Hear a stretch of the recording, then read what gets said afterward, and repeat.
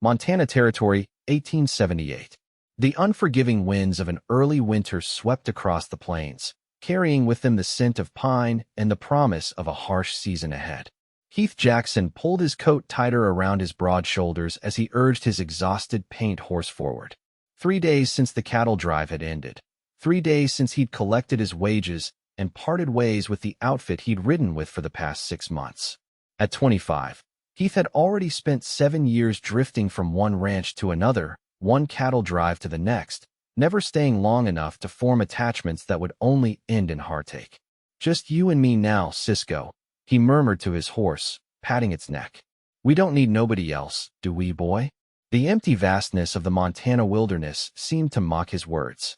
Truth was, the loneliness of the trail had begun to wear on him, especially during the long winter nights when even the stars seemed distant companions.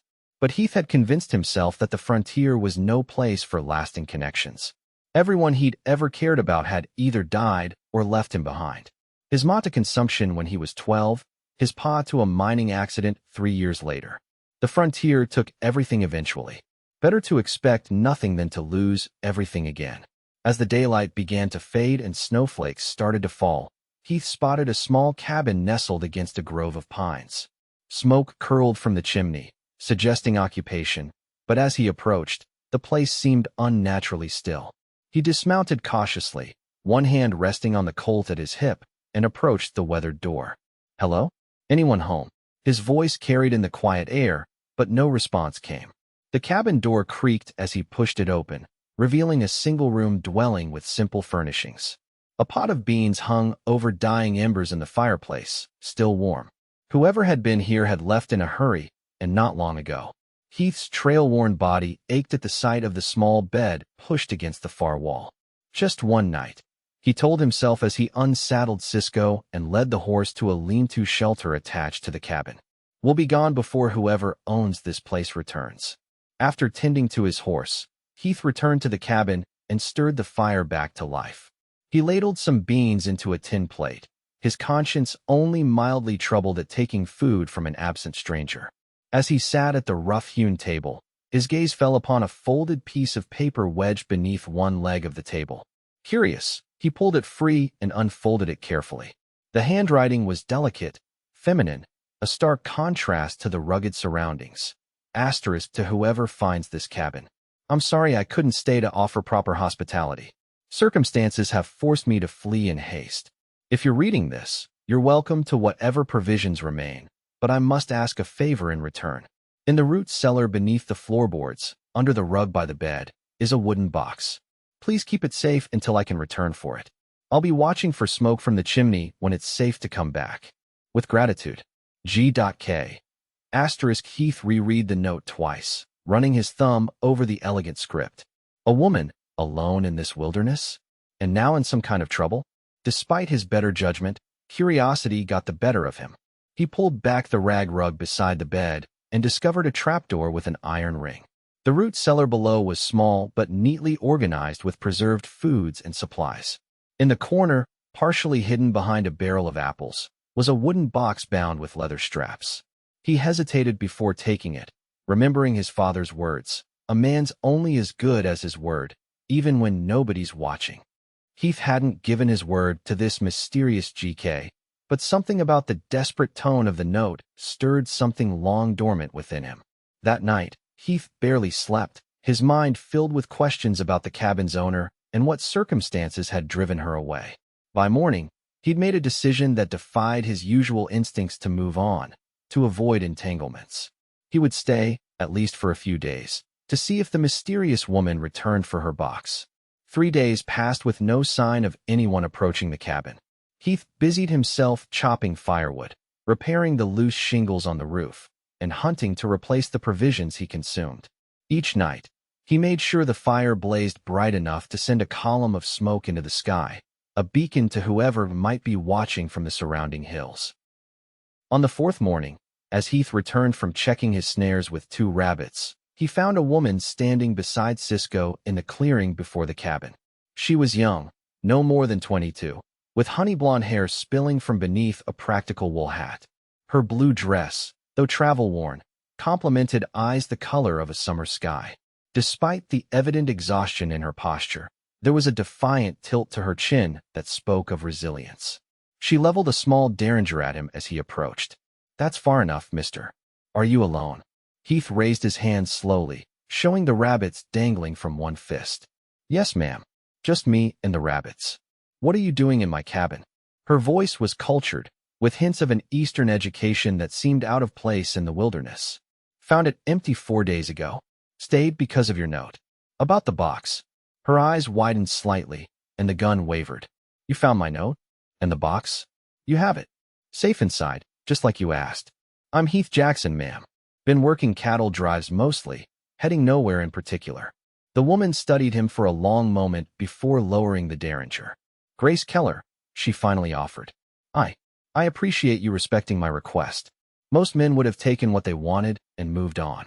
Heath shrugged, uncomfortable with her gratitude. Figured whoever wrote that note was in trouble. Didn't seem right to leave. Grace's expression softened slightly. "Yes, well, I am in a difficult situation, but it's not one I care to burden strangers with." "Fair enough. These rabbits will make a decent stew if you're hungry."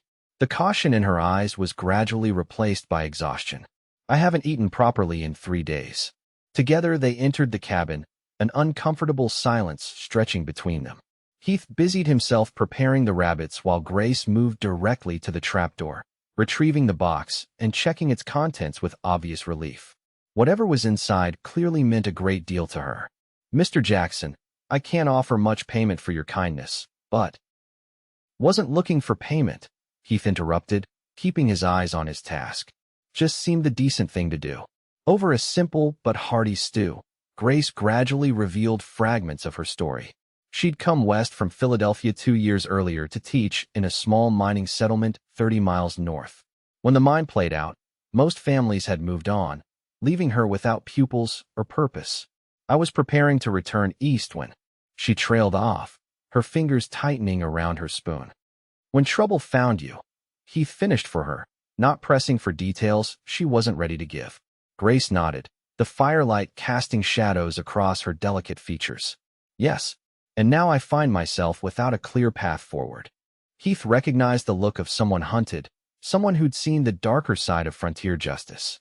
He'd worn that expression himself once, after a cattle dispute had turned deadly and he'd found himself on the wrong side of a corrupt sheriff's vendetta. "The frontier has a way of closing some doors and opening others," he said carefully. "Sometimes the path you didn't choose turns out better than the one you planned." Grace's smile was tinged with sadness. "That's a surprisingly philosophical outlook for a cowboy." "Even cowboys think about more than cows sometimes, Miss Keller." That night, Heath insisted on sleeping in the lean-to with Cisco, giving Grace privacy in her own cabin. As he settled into his bedroll on the hard ground, he found himself wondering what might be in that wooden box worth running from, worth watching and waiting for. More importantly, he wondered why he cared so much about the troubles of a woman he'd just met, a woman who clearly had secrets she wasn't ready to share. Morning brought a fresh dusting of snow and the distant sound of hoofbeats that sent Grace into a panic.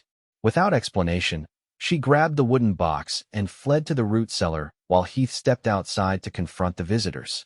3 riders approached, led by a broad-shouldered man with a silver star pinned to his coat. "Morning," the man called. "Sheriff Eli Donovan from Bear Creek. Looking for a woman, might have passed this way. Schoolteacher type, blonde." Heath leaned casually against the cabin door, his expression giving nothing away. "Been here 4 days. Haven't seen any women, school teachers or otherwise."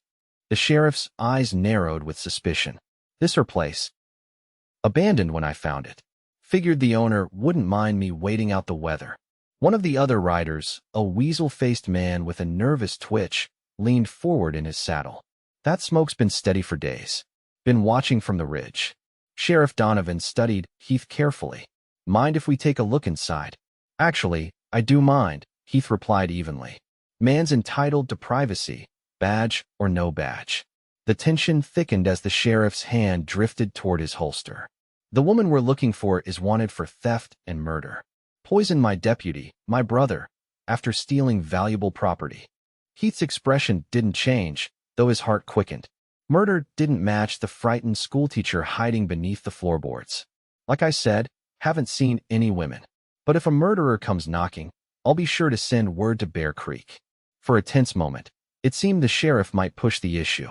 Instead, he spat disgustedly into the snow. We'll be back. Woman can't have gone far in this weather.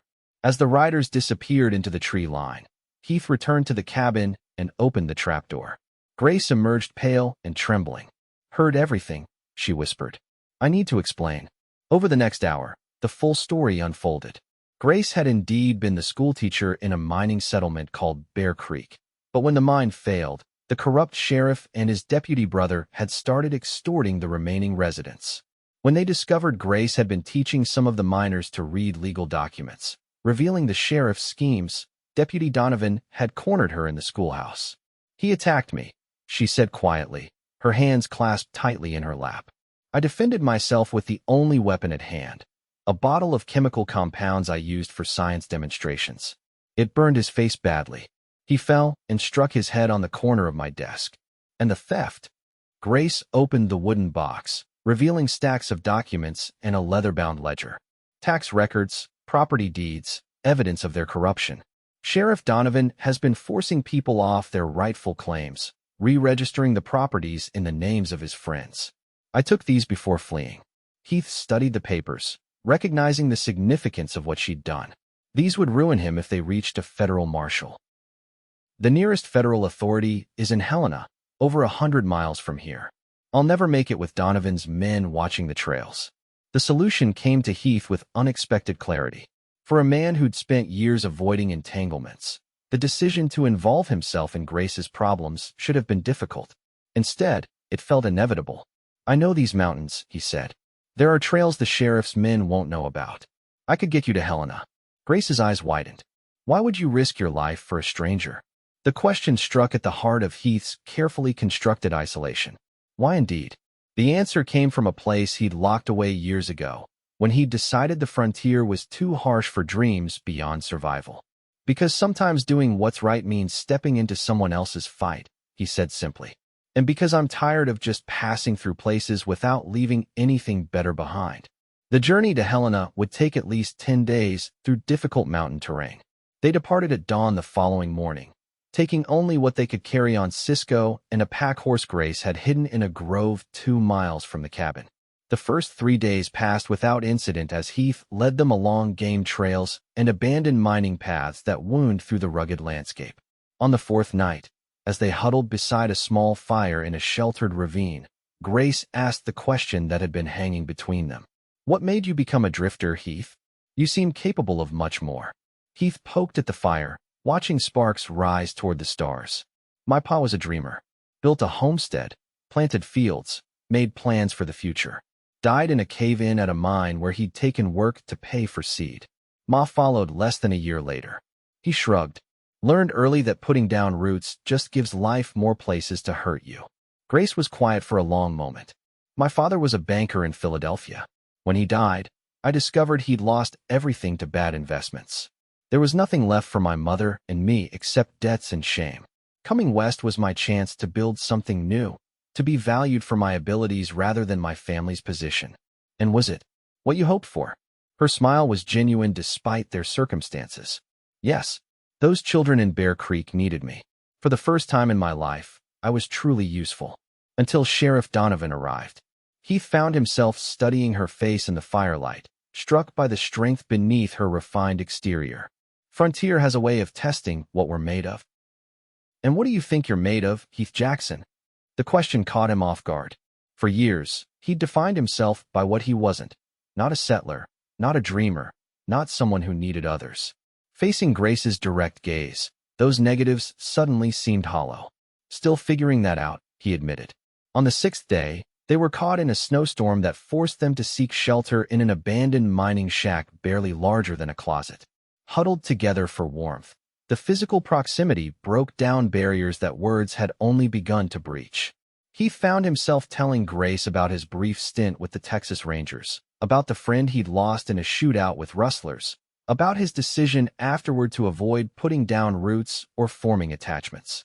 But you're helping me, Grace pointed out, her head resting against his shoulder. That seems like forming an attachment.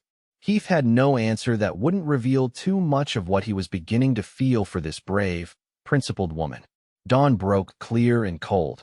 The landscape transformed into a glistening white wilderness that took their breath away.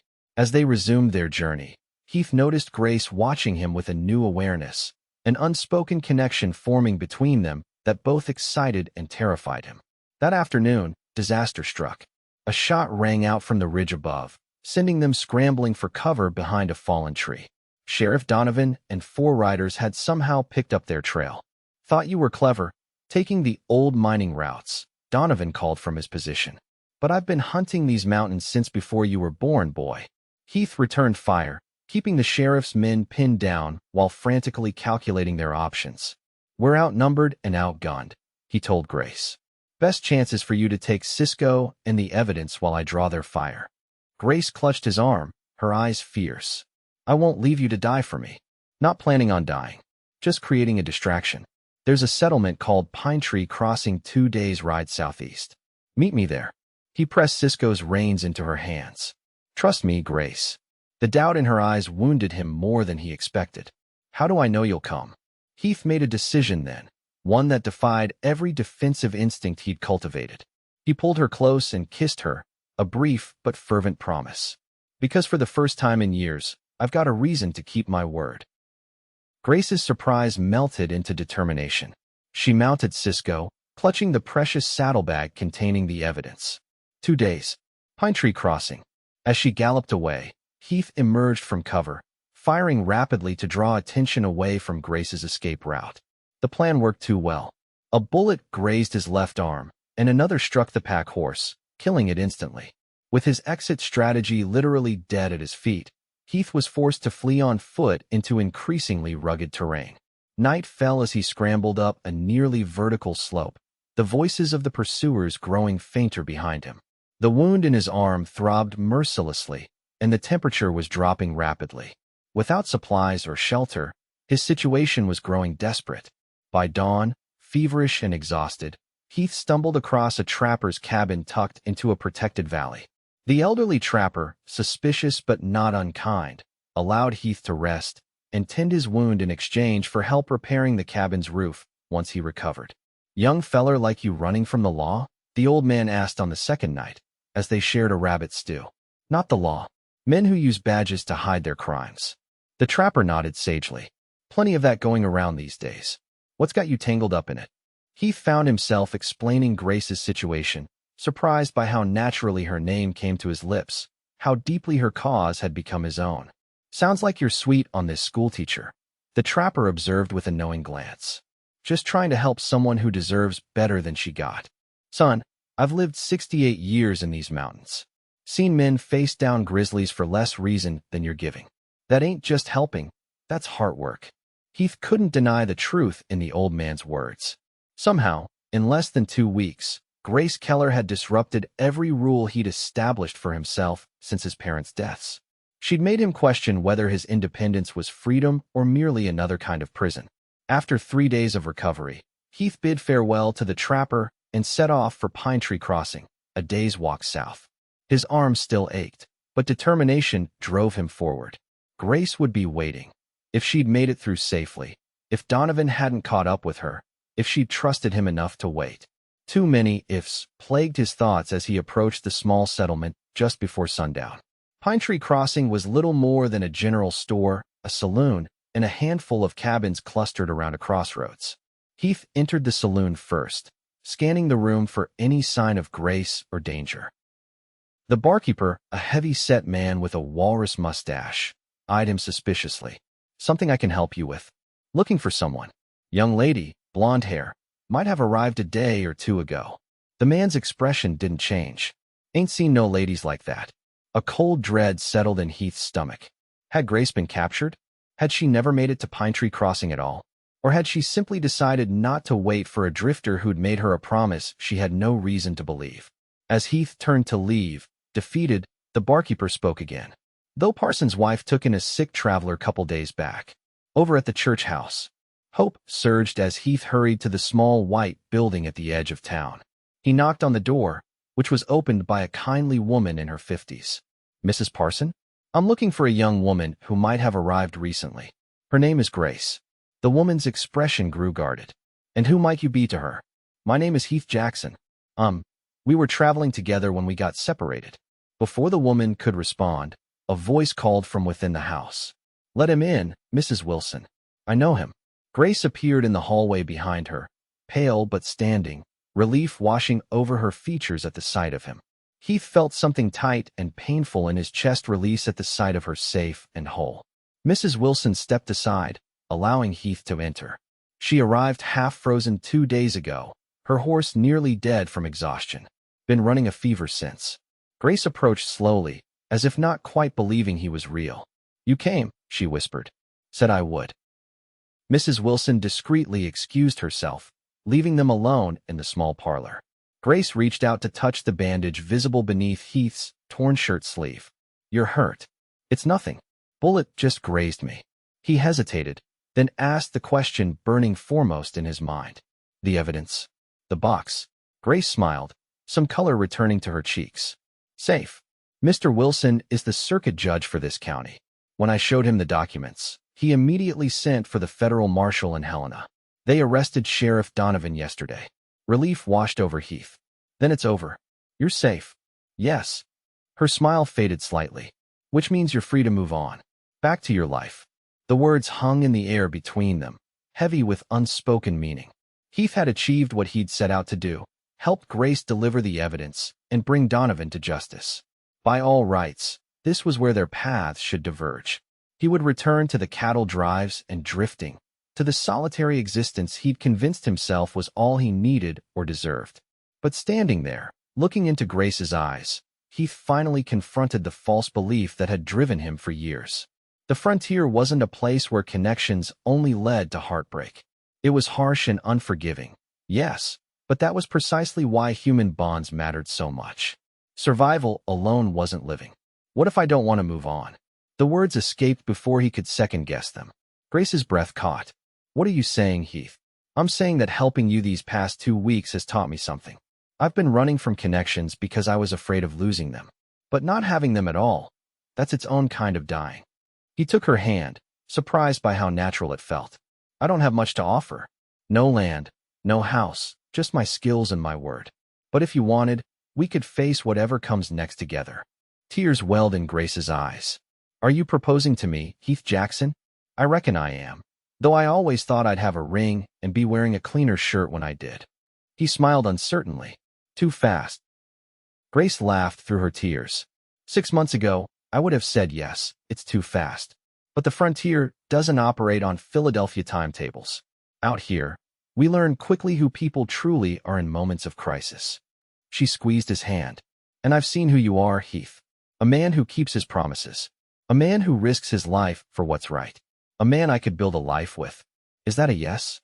Her answer was to rise on tiptoes and kiss him, a gesture that felt like coming home after a lifetime of wandering. 2 months later, as spring began to soften the Montana landscape, Heath and Grace stood hand in hand on a hillside overlooking a verdant valley. The small cabin they'd built together, their first real home, stood beside a clear stream, smoke rising from its chimney. Judge Wilson says the land grant is officially registered, Grace said, holding up the documents with their names clearly listed. 160 acres, all ours. Heath pulled her close, still sometimes overwhelmed by the journey that had brought them here. With Donovan imprisoned awaiting trial, the people of Bear Creek had asked Grace to return as their teacher. She'd agreed on one condition, that she could bring her husband along to establish a horse ranch adjacent to the settlement. Think we can make it work? He asked, gesturing toward the cabin and the fenced corral where 3 brood maras grazed. Teacher and horse breeder, building something from nothing? Grace leaned against him, her face tilted up to the warming sun. We already have everything that matters. The rest is just details. Heath kissed her forehead, thinking of the note he'd found in an abandoned cabin less than 3 months ago. A desperate plea that had changed the course of his life. Had led him not just to Grace, but to the understanding that the frontier's harshness was precisely why love mattered so much here. Never thought I'd be grateful for getting lost in a snowstorm, he mused. Grace smiled up at him, her eyes reflecting the endless Montana sky. Sometimes the trail you didn't choose turns out better than the one you planned. Heath nodded, recognizing his own words returned to him. Wise woman I married. Lucky man who found my note, she countered. Together they walked down the hill toward their cabin, toward the future they'd chosen to build together in this wild, beautiful, unforgiving land. The frontier that Heath had once believed too harsh for lasting connections had instead become the foundation for the deepest connection of all,